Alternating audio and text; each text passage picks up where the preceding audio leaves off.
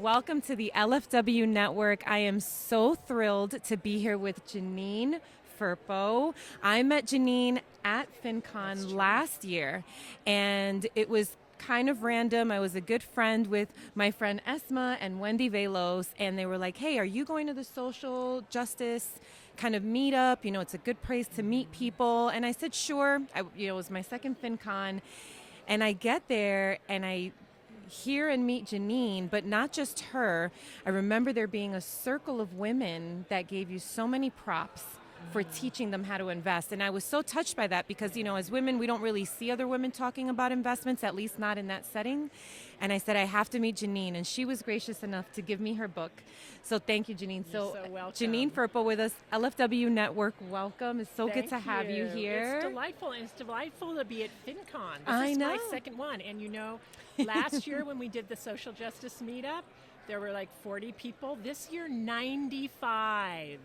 You had the biggest meetup group, I think, because I've been to 3 of them, but that was definitely the biggest gathering. It's becoming really important for people to think about how and where their money is invested because we often don't realize it, but all of our money, even what we have in our bank accounts, is being used by someone for some end. And particularly women, when we start to realize how our money is being invested and used, and it's going against the things we believe in and the things that we care about and show up for, it's really disheartening to us. So I really am all about helping women in particular learn how to not only invest, but to invest in ways that make them feel fulfilled. I think that's so important. And so I'm currently reading Janine's book.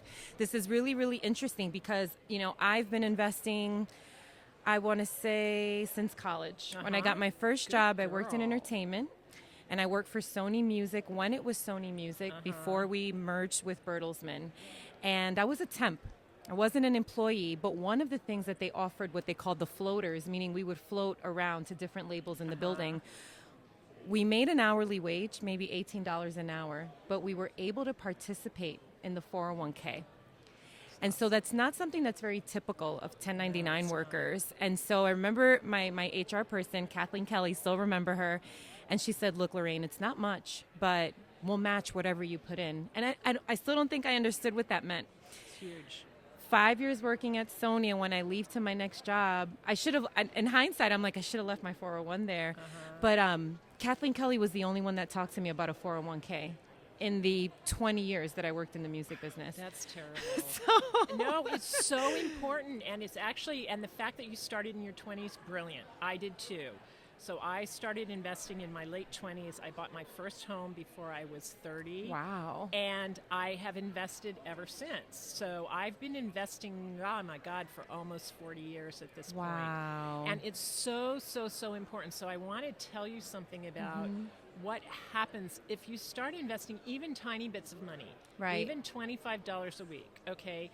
They say if the math works that if you start investing $100 a month, that's $25 a week when you are 20, and you invest that way consistently for 10 years, and then you stop investing altogether, you will actually have more money at 65, the current retirement age, than somebody who starts investing at 30 and invests $100 a month for 30 years because of compound interest. Your money spent 10 years building and growing and building and growing. So even if all you have is a little bit of money, women, invest it. And the other thing I want to say to you as a woman is don't hand this over to some man in your life.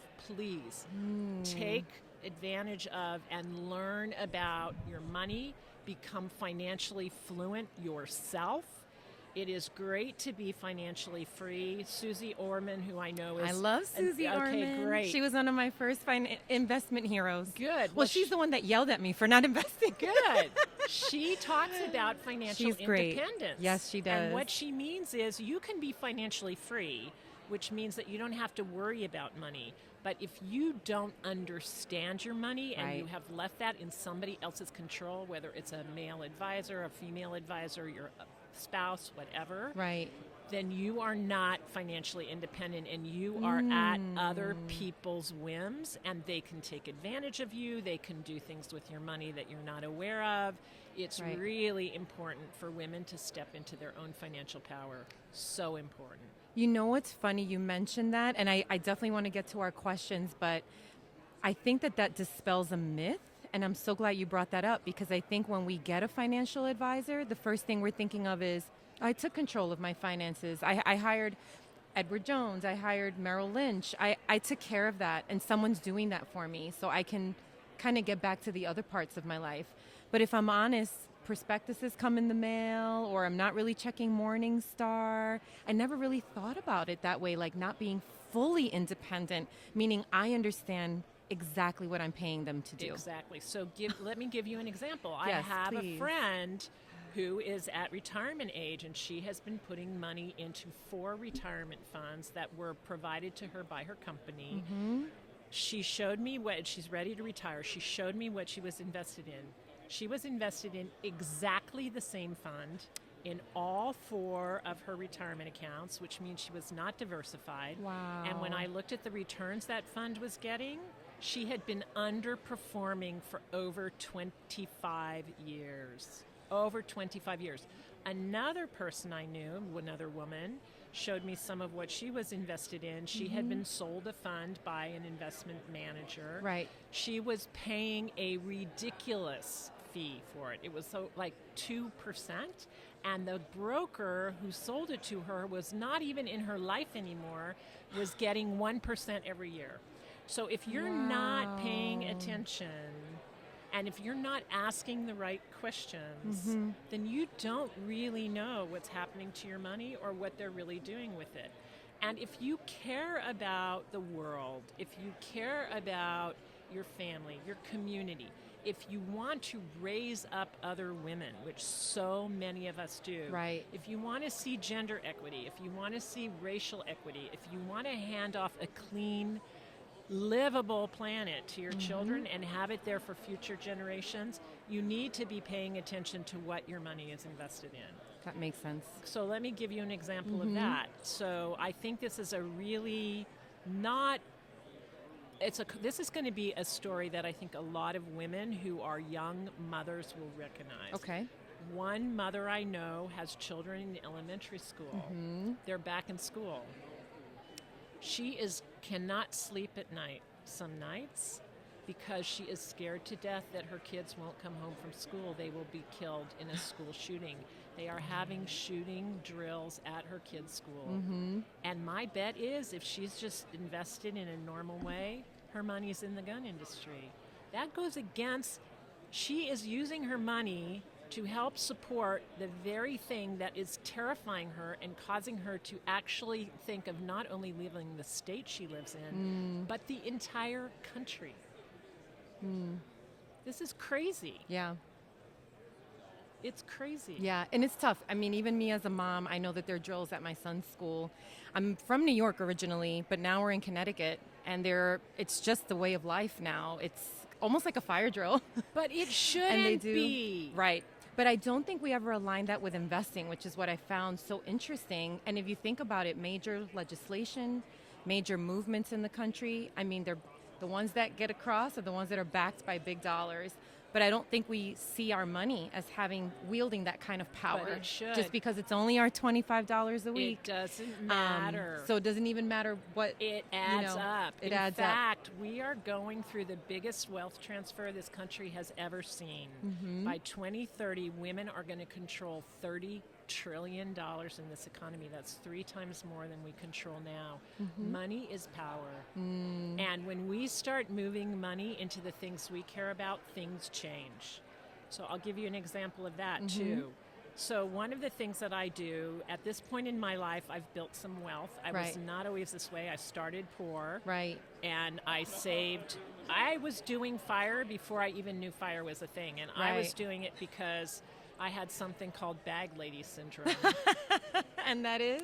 That is the belief that you will not have enough money to retire and you're going to end up living under a bridge eating cat food when you're 80. Oh my gosh. And so I saved like crazy. I lived so under my means, I still live under my means. It's fine. I saved up a year of run rate, which gave me enough flexibility to quit jobs, do the things that I needed to do, once I left a job because they asked me to do something unethical, and I was like, I'm not going to do that. And I had enough financial security to walk away that from you could that say job, no. that Right. I could say no, right? And then I invested. Once I had that 1 year of some savings in the bank that I felt could give me my flexibility and freedom, I started investing. I started buying real estate. So we are getting this huge wealth transfer. Right. And we can really step into our power. So I do private investing now. Right. And I invest only in female entrepreneurs because of all the venture capital in this country that gets invested in a given year. Right. Only about 2.3% goes to female CEOs. That's wow. it. And if you're talking about a female CEO of color, it's a tiny percent of 1% that they get. So women are stepping up as angel investors, and women are investing in female entrepreneurs, and those female entrepreneurs are figuring out new kinds of things to help us with menopause. They're figuring out new approaches to breast cancer. They're starting to focus on our health. They're focusing on our kids. They're inventing the products and the services that we need as women that haven't been developed yet because we have always flown under the radar in this country. It's always the men's needs. Even car dummies, you've probably heard of this. Yes, car dummies, right? They're all men. They've never made a car dummy for a female body, right? So we have to invest in things that are going to support us and support our kids in the future. Definitely. No, I agree with that. So I work with a lot of entrepreneurs. I want to say 80% of my clients are women. I love that. Yeah, a lot of my clients are women. I mean, it's wonderful to support them. If I'm honest, when we're forming businesses, they're not immediately thinking of investing. And I think that's a big mistake. But you've been around a long time, and now that you're on the private side, what are some of the biggest mistakes that you see these young women making? Is it just that they're not thinking about it? Is it just that they're not watching their accounts? I mean, you've seen many, many different scenarios. Yeah. What, in your opinion, is just something that we can't help ourselves? It's just like, why are we still doing this? And it just burns your blood. Well, we're still doing this because until recently we haven't been educated to do this. When I started writing my book, Activate Your Money, Invest to Grow Your Wealth and Build a Better World. I started writing it in 2018, thinking about it in 2018. And in order to get a publisher, I had to do a competitive analysis. What are all the other books that are out there written on investing? And there was virtually nothing for women. And some of the books that were written for women were written by men. Right. I'm Men thinking of like telling us Automatic Millionaire, which he's him mostly talking about his grandmother and how his grandmother taught him to invest. So even at the helm of his introduction, there was a strong woman there. That is, well, I learned from my mom, you know, but a lot of us didn't have that opportunity. Right. And the books that were written for us in a 300-page book, it would tell us how to save, how to budget, get a will, insurance. 30 pages out of a 300-page book, I counted them. Wow. Were focused on investing. And the only thing we're told about investing generally in these days is buy a broad market index fund. That's all we're told. It's true. Which in the early years when you're getting started, yes, that's a good It's not investment. untrue, It's but there's not more to untrue, that. but there's way more. And as your wealth grows, you really need to think more about diversifying. Beyond that, you need to think about if you're going to stay in the stock market, how do you do some things with, think of a broad market fund as sort of a horizontal, but there are ETFs that are like vertical. So you can invest in clean water through the stock market. You can invest in affordable housing, which we actually do. The stock market. We actually do. Right? So you can do this in the stock market.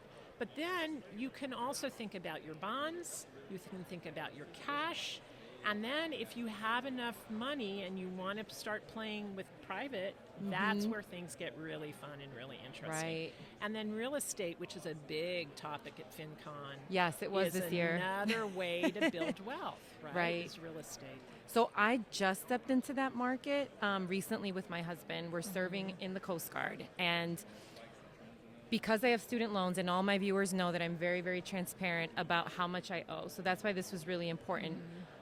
What, I guess just from an investor perspective and an entrepreneur, because I'm both, when do you know that you're ready to step into real estate. So you were in the stock market, you were in that world for so long. Is there a money amount? Is there an amount of funds? Is there like a diversity level that says, okay, we're good here, we're ready to look at private, and maybe we should start looking into real estate? Like, when do you know that you're ready? That's a really interesting as question. Again, you're a sophisticated investor. For me, it was a little different because my parents were both in real estate, and I grew up in real estate. And when I was in high school in the 60s, what middle school? That's what I'm trying to think of. Middle school and high school. Right. My mom was buying foreclosures on the courthouse steps, and my sisters and I were her crew. Wow. We went in, we repainted interiors, exteriors, Fixed pulled them up up. carpets, we fixed them up. Yeah. So I learned from my mom. But if you didn't have that kind of background. I did not. Most of our viewers did not. So the way, and I can't tell you what you should do, but I can tell you what I have done. And this is true in everything I do. I learn. So the way to know when you are ready is to go out and learn from others who have done this. Right. Find out how they do it. Get them to mentor you. Help them educate you. Right. You're going to need to have enough for a down payment, but really run the math, figure that stuff out as well. But find yourself a real estate mentor. And like many things, I feel like you will know when you're ready. Right. And start small. Don't buy the multifamily complex first. Don't buy in the most expensive market first. Right. And the one thing that my mother drummed into my head when I was learning about this stuff was the three most important words in real estate: location, location, location. Absolutely. Absolutely so true. Learn from those who know. Right. And this is a very female thing to do, and it's part of what we do at the nonprofit that I co-founded called Invest for Better. Right. We put women into investment clubs. Yes. So I remember this from last year. They actually sit and they learn together. And what's really interesting is we start with them talking about their stories about money, which is so cathartic in a lot of ways.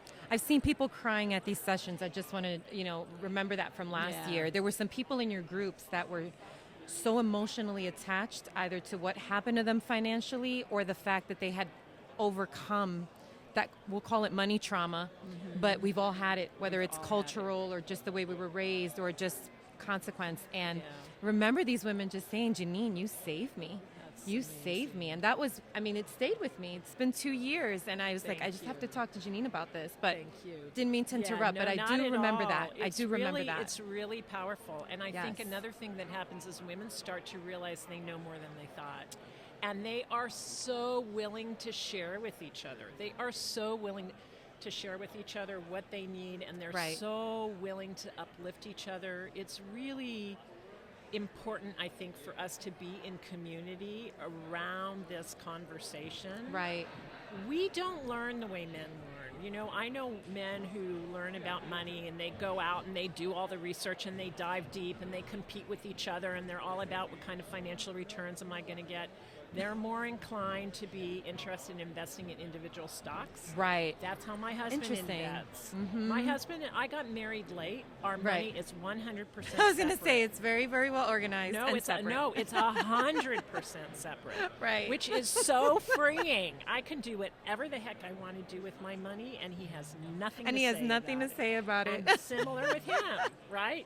So, and we're both financially free on our own. Right. So he invests in individual companies. I do not have enough time to do that. Right. So Which I've heard invest requires in a lot of funds. reading. You got to follow these companies. You got to know who's in there. You have to stay up on the trades. It's a lot of work. It's work. I did that. Back in the early 90s, I belonged to an investment club. Right. And we were teaching each other how to invest in the stock market. And it's individual companies. And it was part of why I realized the power of women coming together.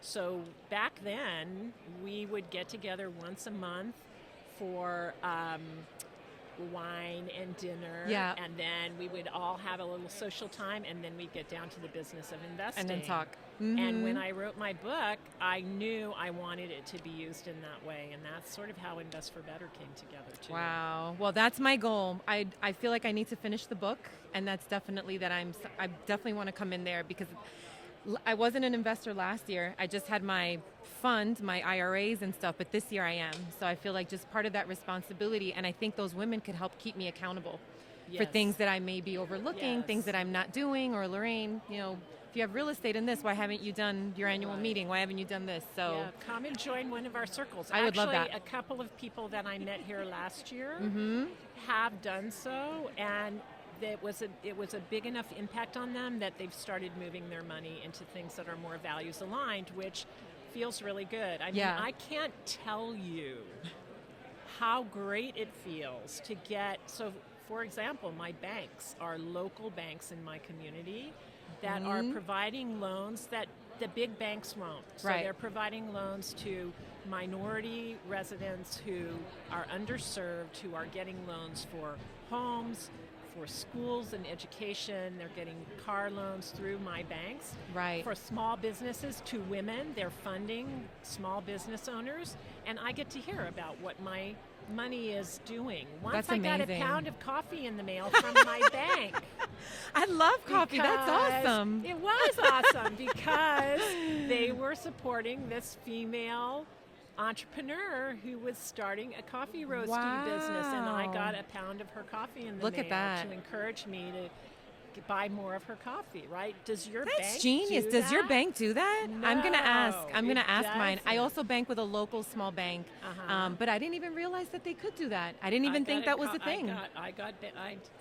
I That don't might be know. a tip Maybe for not my- every bank does that, but I did get a pound of coffee in the mail, which was pretty cool. That might be a tip for our entrepreneur clients that are listening. That might be actually an undiscovered resource in terms of getting some exposure for your product. Right. So I know, Janine, we only have a few minutes, but I really want to ask this question because I know he's going to watch the video. So my son and I have this tradition. Everyone in our family saves their cans, bottles, soda, everything, and then I take my son to Costco. I don't know if many of you know, but the cans went up from 5 cents to 10 cents. So we had a shopping cart full of cans, and I'm with my son, and we're putting all the cans in, and he gets his receipts. He goes to the lady, and he made $42. Which, listen, I'm 43. That was a lot of money when I was a kid. Yeah. But for him, who's seven, this is the first time he got the $20 bills. And he's like, Mom, I'm like, oh yeah, you have enough for your PlayStation. But the investor mom in me, he now maybe has about $400 or $500 saved. Awesome. So my question to you, Janine, is, let's say Jonas, love you, Jonas. Say your 7-year-old says, Aunt Janine, this is my money from Costco, from all the cans I've collected over the year, $400, $500. I want a PlayStation, but my mom might buy it for me. Where do I put my cash? I do think it's a good idea to invest it because his money will grow. Right. I mean, it could go up and down, but he has a long time. Right. Where would you And put it? Like a chances Vanguard, or what would you recommend? So I know you can't recommend. I but can't recommend. Yes. So I know that in this community, Vanguard is really well regarded. Okay. So, and I own the fund that everybody here talks about, which is the Vanguard Total Stock Market Index Fund, VTSAX. That fund is horrible in terms of everything we talked about. Right? Yes. But I get why people like it. They like it because it has a low fee, it has low turnover, it's a broad market They're fund. doing things. They're doing trading on their phones. There's another Vanguard fund called ESGV, which does way better environmentally. It's not perfect, but it does performs way a little better across 7 different criteria that I care about, like gender equity and deforestation and fossil fuels and prisons. Right. And it is interesting. outperforming VTSAX. Interesting. So that investment is doing better for the world, and it's doing better for my account.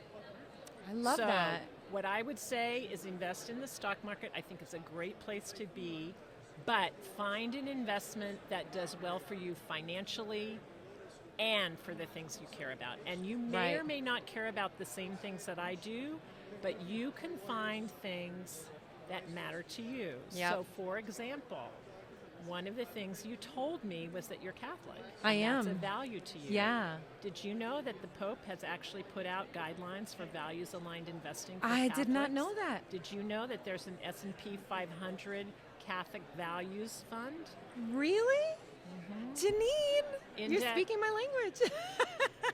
Yeah, it's Oh, there. wow. There are values-aligned. Look at There are that. financial advisors who help Catholics invest their values. And the kind of investing that I do, some people think this is new. They think it's just a new fad. Right. This goes back in this country to the mid-1700s when the Quakers... I read that in your intro. When the Quakers said, our members cannot invest in the slave trade. Right. And fast forward That's to so the powerful. 1960s and the 1980s, Right. the people who really drove this in the beginning, Catholic nuns and women. The first index fund, values-aligned index fund, was invented by a woman, Amy Dominy. The first investment firm that helped people invest this way was a woman. Wow. Trillion. Women have been behind this movement from the very beginning. Not to say men haven't, but women have played a really important role. Yes. And religious values have played a really important role. That means so much to me, Janine, that you would share that with us. Thank you. You're Oh my gosh, welcome. I'm going to look that up as soon as the show is over. CATH, I believe is CATH? I think that's the ticker symbol. I for it. love that. I can't tell you how well it's performing. Well, we'll check but it out. I knew it exists. The one I had heard about was Timothy funds, but I didn't do enough research on it. And I think that's when I was just scratching the surface. But when I had an opportunity to speak with you, I was like, Janine has to know about this stuff, and she's going to give me the history, and she's going to tell me why I should look into it or not. Right. And that's one of the things I love about the platform is that the history aspect of this. We have to understand that none of the stuff is reinvented, right? These people you've been doing this a long time. I've been doing this for 20 years. With my own Yeah, money. and there's a whole tradition of, for example, women, even in the Coast Guard. I'm actually a board member for the Coast Guard Mutual Assistance.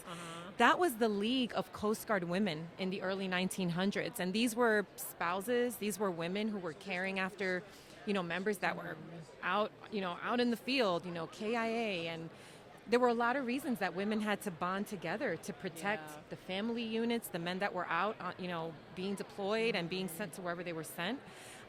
So it's just such a joy to learn that, listen, I love my husband and everything, but even he says, babe, I don't know where I'd be without you. And the Pope, the reason I think that these men do what they do is because they have many of our sisters praying for them. And that kind of support. These women are in places that we don't even know that they are supporting us. But Janine, this was awesome.